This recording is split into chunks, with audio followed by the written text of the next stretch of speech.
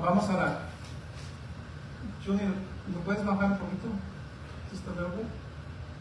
Ok, Padre, en el nombre de Jesús te damos gracias por traernos a este lugar. Te pido que podamos llegar aquí el sábado listos para planear el resto del año, listos para compartir lo que podemos hacer para mejorar nuestra iglesia. Te ruego, Padre, que nos ayudes a siempre estar en el medio de tu voluntad. Te ruego que nos perdones por nuestros pecados esta noche y que nos llenes de tu Espíritu Santo.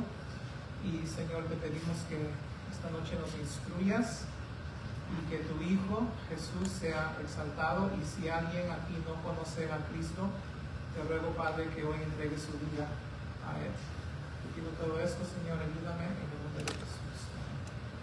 Efesios capítulo 6. Versículo 10. Por favor, lean del 10 al 18 conmigo. Esta es la armadura de Dios. Por lo demás, hermanos míos, fortaleceos en el Señor y en el poder de su fuerza. Vestíos de toda la armadura de Dios para que podáis estar firmes contra las acechanzas del diablo. Porque no tenemos lucha contra sangre y carne, sino contra principados, contra potestades, contra los gobernadores de las tinieblas de este siglo, contra huestes espirituales de maldad en las regiones celestes. Por tanto, tomad toda la armadura de Dios para que podáis resistir en el día malo y habiendo acabado todo, estar firmes. Estad pues firmes, ceñidos vuestros lomos con la verdad y vestidos con la coraza de justicia y calzados los pies con el apresto del evangelio de la paz. Sobre todo, tomad el escudo de la fe con que podáis apagar todos los dardos de fuego del maligno, y tomad el yelmo de la salvación y la espada del Espíritu, que es la palabra de Dios, orando en todo tiempo con toda oración y súplica en el Espíritu, y velando en ello con toda perseverancia y súplica por todos los santos. Hace 2 semanas estaba leyendo un libro acerca del liderazgo y estaba hablando mucho de la batalla espiritual que todos tenemos como creyentes en Cristo Jesús, y en medio de la lectura acerca de cómo el enemigo nos odia, cómo quiere desanimarnos, causarnos a fallar, a abandonar a Cristo, a tirar la toalla, mi mente regresó a muchas cosas que ocurrieron en mi vida personal en muchos años, 18, 20 años. Me recordé muchos conflictos, muchos desacuerdos, cosas bastante pesadas en mi vida, y estaba pensando que quizás no estaba yo batallando con toda la armadura de Dios como debería haber estado batallando. Quizás era un poco ingenuo, a little bit naive acerca de la batalla espiritual que me rodeaba. Y le doy gracias a Dios que no tiré la toalla, le doy gracias a Dios que no caí en alguna falla moral, pero me pregunto si quizás las cosas hubieran podido ser diferentes. Quizás debería yo haber estado un poco más consciente del hecho que el enemigo nos odia, quiere destruirnos, quiere tumbarnos, y muchos de los conflictos que tenemos vienen de Él. Él es el origen de muchas de las cosas que nos afligen en la vida, y quiero ya no ser nadita ingenuo. I don't want to be naive. Estoy determinado a no cometer los mismos errores. No quiero ser pasivo, quiero pelear la buena batalla vestido de toda la armadura de Dios. Es la única manera de vivir.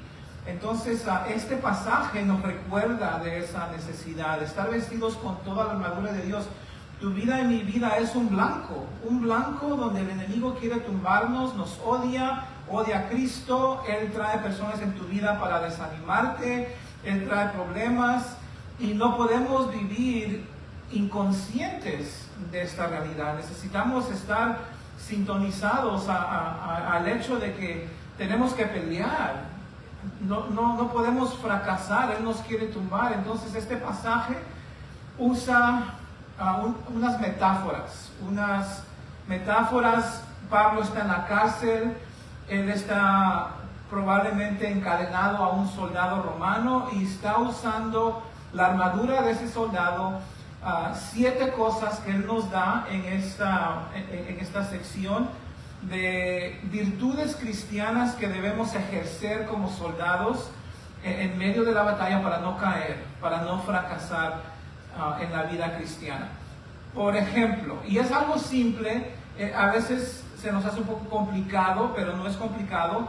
Son 7 pedazos de armadura que sirven como ejemplos de que nosotros necesitamos usar estos métodos para pelear en esta batalla espiritual. Por ejemplo, tomar el escudo de fe. En el versículo 16 simplemente significa creerle a Dios sobre todas las cosas. El enemigo va a traerte una avalancha de mentiras para desanimarte, para hacer dudar, y el escudo de fe que Dios quiere que lo levantes o tomes va a apagar esos dardos de fuego. Eso es simplemente creer en la palabra de Dios, no dudar, no cuestionar lo que ya tú sabes que está escrito y no olvidarte. Luego habla de tomar la espada del Espíritu. ¿Qué significa eso? Tomar la palabra de Dios y usarla, versículo 17, hábilmente, with skill, para enfrentar la tentación que viene a tu vida. No dejarte llevar por tus propios pensamientos, no dejarte llevar por filosofía humana, pero usar esta palabra hábilmente para enfrentar la tentación y no caer en el pecado. Esos son ejemplos de lo que es la armadura de Dios. Esta noche solamente quiero considerar un pedazo de la armadura. Les di ejemplos para que vean lo simple que es. Escudo de fe, cree en Dios. Espada del Espíritu, la palabra de Dios, úsala para enfrentar la tentación. Esta noche vamos a ver un pedazo y es la coraza de justicia, the breastplate of righteousness. ¿Okay? Versículo 14, miren por favor conmigo. Estad pues firmes. Dios no quiere que te tumbe el diablo. Dios no quiere que tú salgas, tú sabes, de aquí asustado o no creyendo. Él te quiere fuerte, te quiere firme, ceñidos vuestros lomos con la verdad.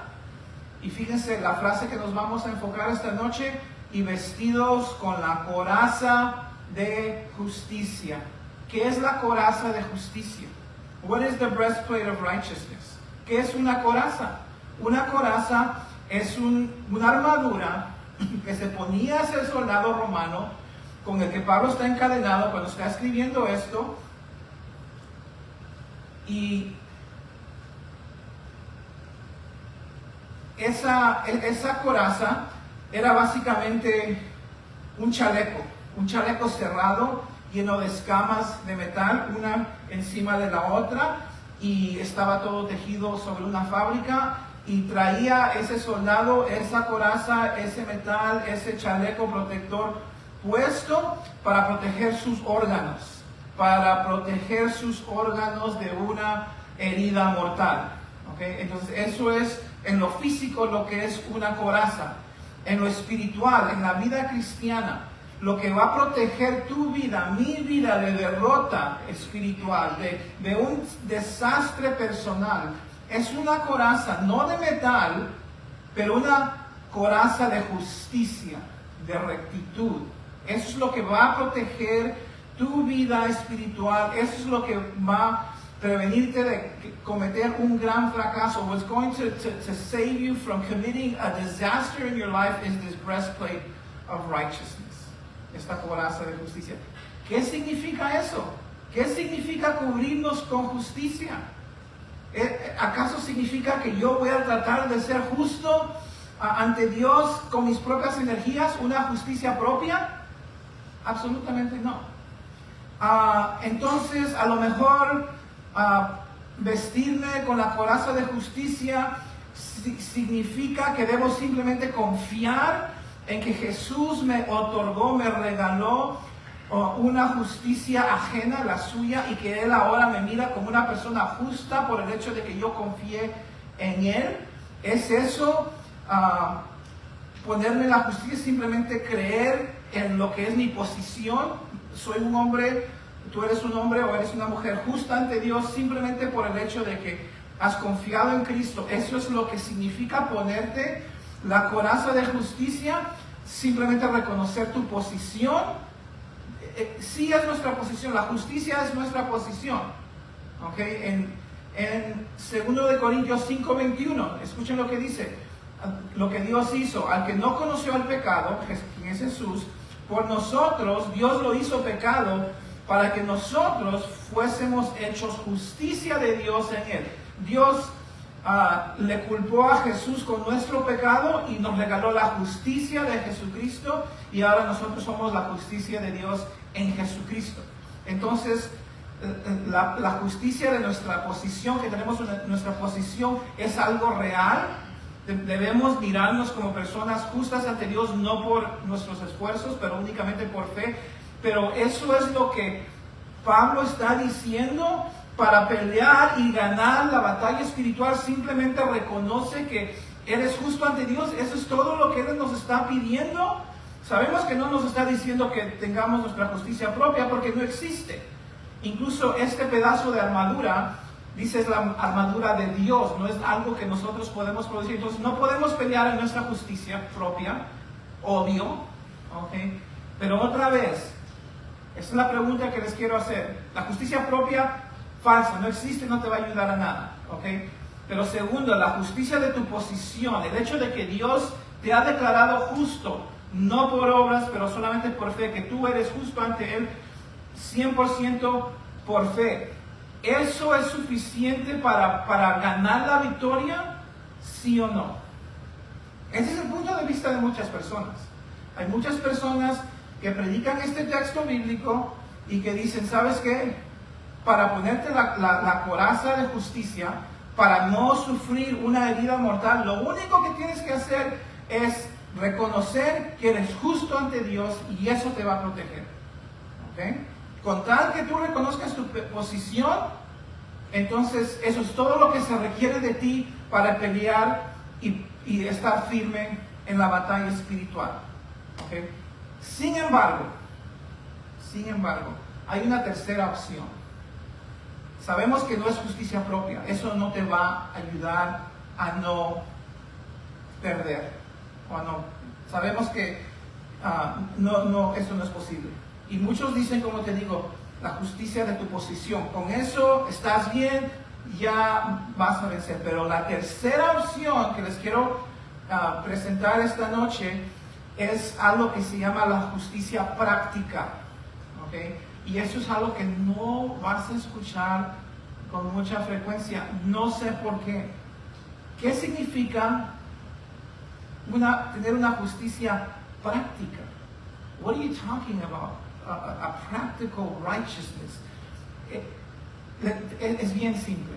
¿Okay? La justicia práctica es mi posición justa ante Dios, otorgada, regalada, ajena, dada 100% por fe. ¿Ok?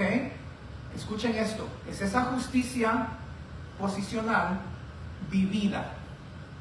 Lo voy a decir otra vez. La justicia práctica es la justicia posicional, gratuita, que Dios te regaló, ahora vivida. La vives, la practicas. En otras palabras, cuando Dios te declaró justo, cuando Dios te salvó por fe en su Hijo Jesús, no te salvó solamente para que eso sea información que tú tienes. Dios no te declaró justo solamente para que tengas fire insurance, seguro de fuego, y para que sepas que un día vas a estar en el cielo y el resto de tu vida simplemente descanses en esa realidad. Esos son muy buenos beneficios, pero esas no fueron las únicas razones que Dios nos otorgó, nos regaló esta justicia de Jesús gratuitamente a nuestra cuenta. Esa no es la única razón. Dios te dio esta justicia ajena, regalada, imputada a tu cuenta por su gracia. Escuchen esto, para que produzca algo en ti. Y lo que va a producir en ti y va a producir en mí, si nosotros entendemos esta verdad, es una justicia práctica, una justicia del diario vivir. Ahora que conocemos a Jesús por fe y somos justos ante Dios por fe, tenemos con la ayuda del Espíritu Santo la capacidad de vivir una vida justa y recta ante Dios en nuestra práctica, en nuestro diario vivir. Tenemos la capacidad de ser aceptados ante Dios. ¿Sabías tú eso? ¿Sabías que tú puedes vivir de una manera que ningún otro ser humano puede vivir? ¿Sabías que hay muchos cristianos que no entienden esa realidad y no viven una justicia práctica? ¿No dice Romanos 12:1 que presentéis vuestros cuerpos en sacrificio vivo, santo, y que eso te hace agradable a Dios? Entonces, esto es algo que no es común, no es popular, pero esto es bíblico. Esto es algo que necesitamos entender, que debemos vivir una justicia, tener una justicia práctica. Y esta es la manera que uno se pone la coraza de justicia. No es solamente, I'm sorry, disculpen, no es solamente reconocer mi posición, que soy justo ante Dios por fe. Eso incluso no es ponerle nada, es nada más recordarme de algo que es cierto. Es parte del proceso, pero esto es algo que yo tengo que hacer con la ayuda del Espíritu Santo. Por favor, volteen a Gálatas capítulo 5. ¿Cómo es que tú puedes vivir una vida justa en tu práctica? Ya sabemos que tu posición es justicia, pero ¿cómo puedes vivir esa posición? ¿Acaso no nos enseña la Biblia que esa posición es para vivirla, no solamente para reconocerla? Esto no. Gálatas capítulo 5, versículo 16. Galatians 5:16. Escuchen lo que dice Pablo. Digo pues, andad en el Espíritu. ¿Qué significa andar? ¿Cómo anda uno en lo físico? Un pie enfrente del otro, un paso a la vez, ¿sí o no? Entonces, vivir una vida justa en mi práctica es andar no en mis energías, no por medio de mis esfuerzos, es andar en el Espíritu, un pie enfrente del otro, paso por paso, momento por momento, decisión por decisión, actitud sobre actitud, fe sobre fe, andar en el Espíritu. ¿Y qué va a pasar? No satisfagáis los deseos de la carne, no vas a satisfacer los deseos de tu carne pecaminosa. Porque el deseo de la carne es contra el Espíritu y el del Espíritu es contra la carne. Si eres cristiano o cristiana, tienes una batalla adentro de ti. Y estos se oponen entre sí para que no hagáis lo que quisieres. Muchas veces quieres hacer algo, quieres agradar a Dios y no puedes. ¿Por qué? Porque la batalla ruge dentro de ti. Entonces Dios dice, mira, la manera que vas a vivir en una manera práctica, justa, es andando en mi Espíritu, momento por momento, paso por paso. Y el versículo 18, pero si sois guiados por el Espíritu, no estáis bajo la ley, no estáis bajo la condenación, porque vas a vivir una vida recta. Y luego te da una lista de las obras de la carne. Manifiestas son las obras de la carne, que son el adulterio, la fornicación, la inmundicia, la lascivia, idolatría, hechicerías, enemistades, pleitos, celos, iras, contiendas, disensiones, herejías, envidias, homicidios, borracheras, orgías y cosas semejantes. Todo lo que es obra de tu carne es pecaminosa. Y dice, estas son, ¿ok? Estas son.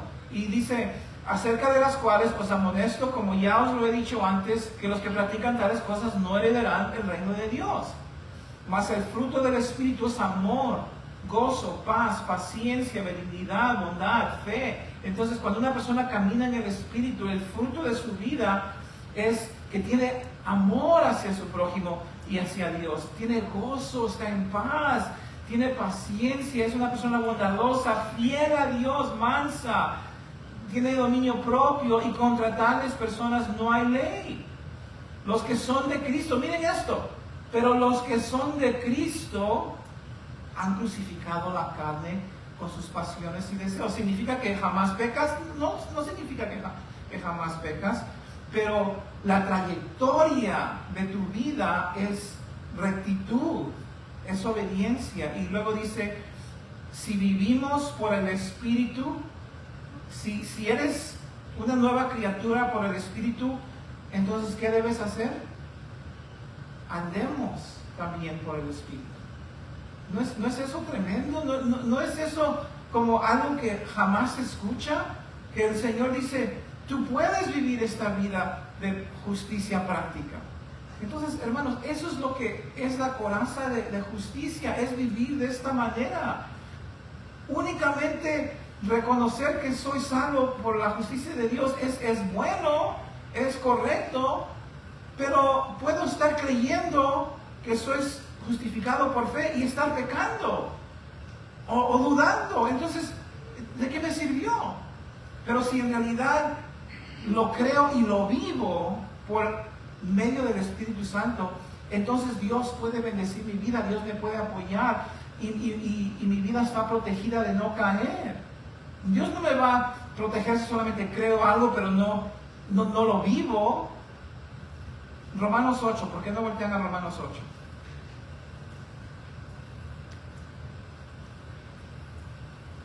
Y no voy a enseñar todo el pasaje, obviamente, pero quiero que vean, esto es tremendo.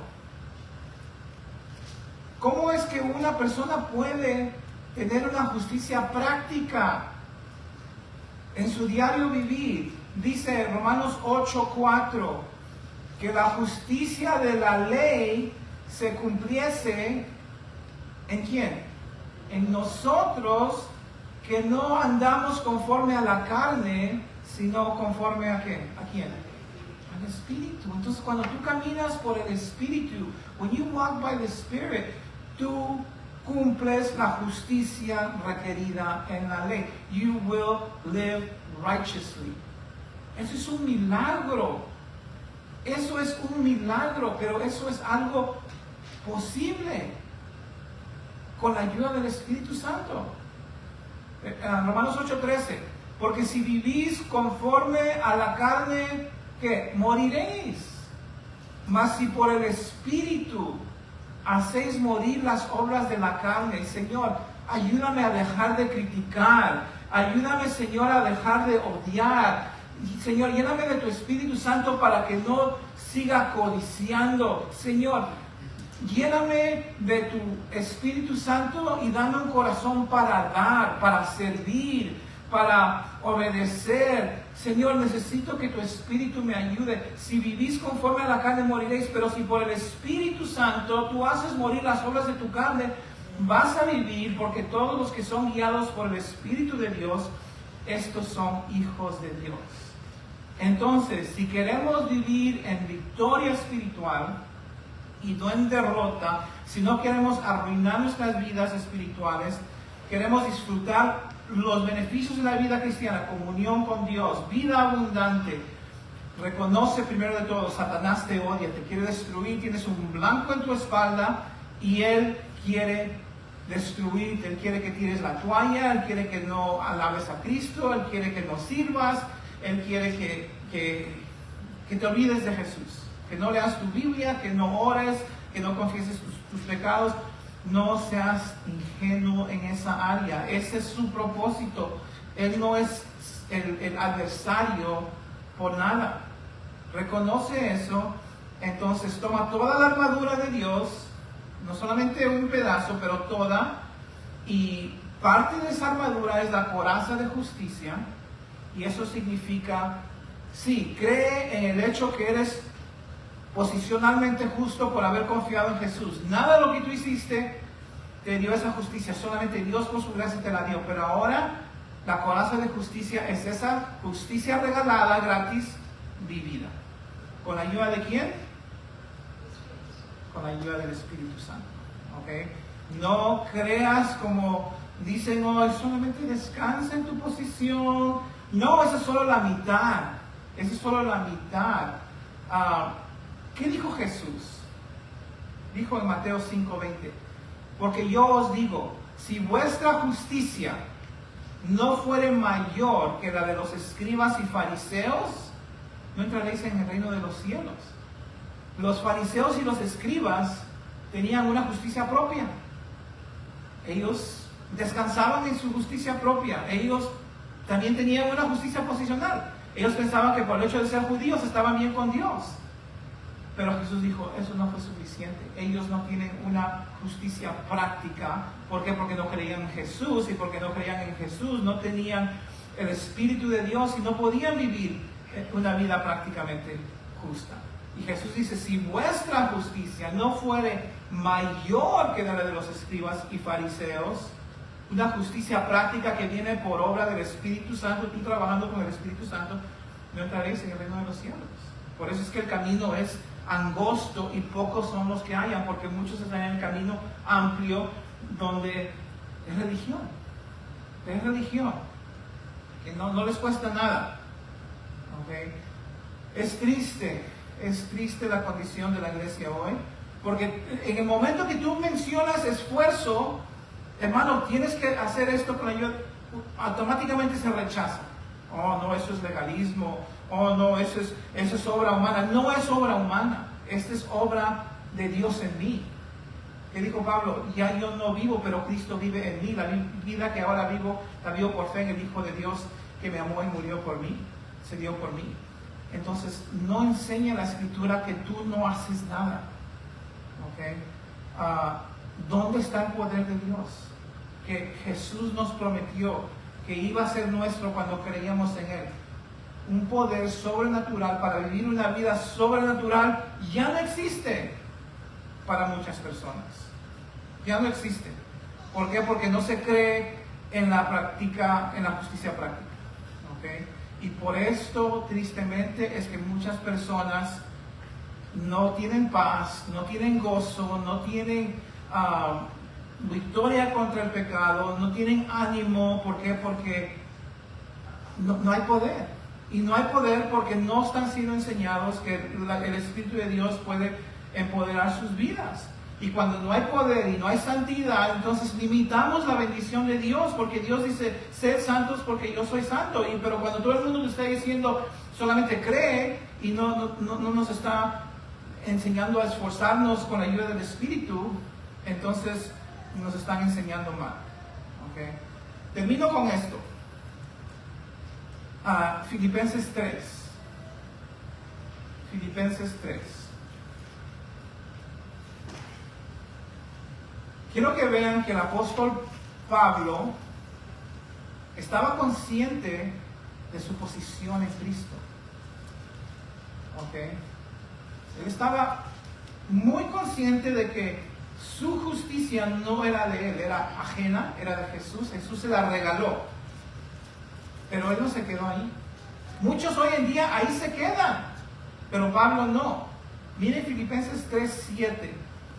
Pero cuantas cosas eran para mí ganancia. Está hablando de toda su vida religiosa. Fariseo, del tribu de Benjamín, sin reproche con respecto a la ley. Está hablando de todo lo que él se gloriaba. Dice, cuantas cosas eran para mí ganancia, las he estimado como pérdida por amor de Cristo. Y ciertamente aún estimo todas las cosas como pérdida por la excelencia del conocimiento de Cristo Jesús, mi Señor. En otras palabras, él estaba tratando de ganar su propia salvación y reconoció que ese no era el camino. Y felizmente, con gozo, dejó todas esas cosas por amor a Cristo, por una relación personal con Cristo. Y dice, yo estimo todas estas cosas como pérdida por la excelencia del conocimiento de Cristo Jesús mi Señor, por amor del cual he perdido todo y lo tengo por basura para ganar a Cristo. Okay. Él intercambió su justicia propia, estaba consciente que era basura, por una relación con Jesús. Y fíjense lo que él dice de su posición. Dice, y ser hallado en él, no solamente tengo a Cristo, pero ahora soy hallado en él, no teniendo mi propia justicia, que es por la ley, sino la que es por la fe de Cristo, la justicia que es de Dios por la fe. Entonces, no tengo justicia propia, la que tenía era basura, ahora he cambiado eso por amor, por una relación por Cristo. Incluso yo no tengo justicia y no quiero que Dios me mire con mi justicia. Yo tengo una justicia que viene de Dios por fe. Por fe. ¿Ok? Ahora, no tiene justicia propia. Entiende que su posición es que Él es justo por fe en Cristo Jesús. Y ese es el lugar donde todo el mundo hoy en día parece que uno esté y que es suficiente. Pero miren, Pablo no era así. Dice, versículo 10, a fin de conocerle. En otras palabras, yo no voy a descansar en el hecho de que yo ya no tengo mi propia justicia, que tengo una justicia que Dios me regaló. Ahora yo tengo una meta, yo tengo un fin, y ese fin es de conocerle. Ya lo conozco, pero quiero conocerle más. Y quiero conocer el poder de su resurrección. Yo quiero experimentar en mi vida ese poder que levantó a Jesús de los muertos en mi persona. Lo que él dice ahí es una desconexión total de lo que se predica y se vive hoy en día. Mucha gente dice, yo quiero ser hallado con Él no teniendo mi propia justicia. Gloria a Dios, aleluya, vamos a la casa. Pero Pablo dice, no, yo tengo como meta conocer mejor a Jesús y quiero ver el poder de su resurrección en mi vida. Y la participación de sus padecimientos. Yo quiero participar con Él en su sufrimiento. Yo quiero tener algo en común con Él. Yo estoy dispuesto a sufrir como Él sufrió. ¿Quién dice eso hoy en día? Nadie. Llegando a ser, ¿qué? Semejante a Él en su muerte. Yo quiero ser como Él. Yo quiero ser como Jesús. Yo no quiero descansar en mi posición. Yo quiero conocerle. Yo quiero su poder. Yo quiero sus sufrimientos. Yo quiero ser como Él. Si en alguna manera llegase a la resurrección de entre los muertos. Tremendo. Y luego dice en el versículo 12, no que lo haya alcanzado ya, ni que ya sea perfecto. Ya no lo he alcanzado, no soy perfecto, por lo cual yo descanso en mi posición. Absolutamente no, dijo, sino que prosigo por ver si logro asir o agarrarme aquello por lo cual fui también asido por Cristo Jesús. ¿Para qué lo agarró Cristo Jesús? Para conformarlo a su imagen.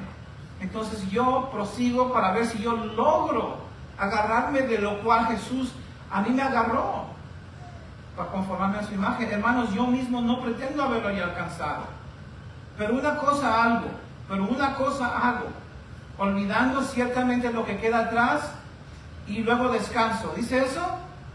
No, dijo, y extendiéndome a lo que está delante, siempre extendiéndose, siempre estirándose, siempre creciendo, siempre madurando. Prosigo a la meta, al premio del supremo llamamiento de Dios en Cristo Jesús.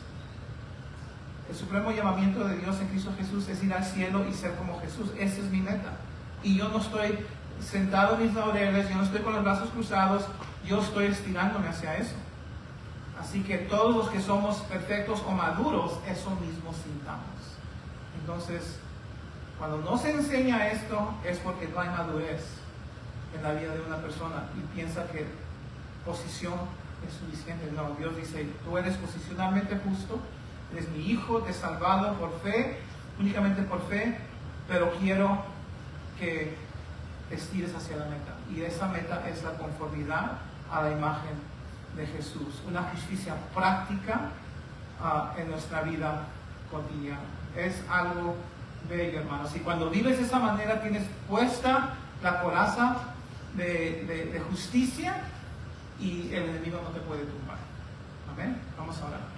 Padre, gracias por tu bella palabra. Gracias, Padre, por instruirnos, por abrirnos nuestro entendimiento, por animarnos. Gracias por el poder para vivir de esta manera. No hay vida más gozosa, abundante que una vida, Padre, vivida de la manera que tú explicas en tu palabra. Gracias por el apóstol Pablo, gracias por ese celo de santidad que él tenía. Te pido que esta noche tú nos llenes de tu Espíritu Santo y que nuestras oraciones, Padre, sean escuchadas ahí en lo alto. Y Padre, te rogamos que nos ayudes como congregación crecer en santidad y en conformidad a la imagen de Jesús. Eso es más importante que cualquier otra cosa, Señor. Más importante que números, que eventos o que cualquier otra cosa. Y Señor, te ruego que estés con nosotros esta noche de una manera muy especial, en el nombre de Jesús.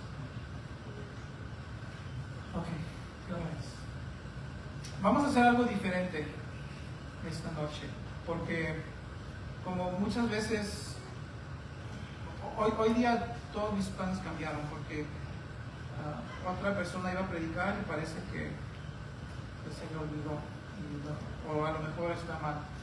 Pero como muchas personas no sienten cómodos pasando aquí al frente para orar, vamos a hacer pequeños grupos de oración y les animo a que se junten con, sean 3, 4 personas o 2 parejas, como sea, para que cada uno en ese grupito tenga oportunidad para orar. Entonces, si podemos hacer eso por los próximos 20 minutos, Eric va a terminar con una alabanza. Si quieres, nada más participa en la oración y al final pasas. ¿Okay? Entonces, encuentren a alguien otra pareja o otras personas que puedan orar. Y como a las 8:25 hacemos nuestra última alabanza.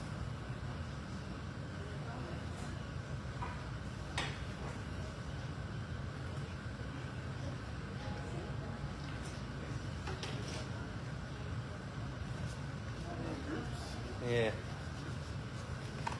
I'll pray with it, right? La tentación va a ser de platicar y platicar y platicar. Y pues tratemos de orar.